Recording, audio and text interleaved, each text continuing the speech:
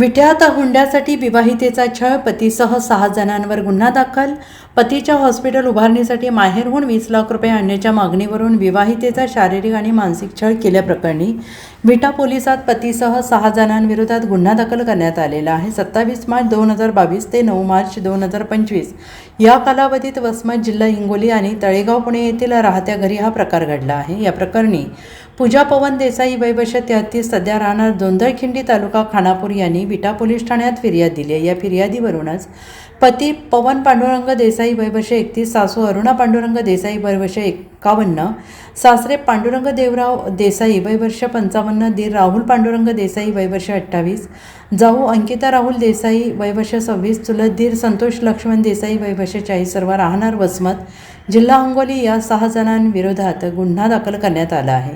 वसमत येथे हॉस्पिटल बांधण्यास पूजा यांनी माहेरहून 20 लाख रुपये आणून द्यावेत या कारणावरून सासू आणि सासऱ्यांनी त्यांना अपमानास्पद वागणूक दिली. तसेच दीर जाऊ आणि चुलत दीर यांच्या सांगण्यावरून पती पवन यांनी मारहाण आणि शिवीगाळ करून त्यांचा सतत शारीरिक आणि मानसिक छळ केल्याचं फिर्यादीत म्हटलं आहे. ब्युरो रिपोर्ट SBN मराठी, विटा.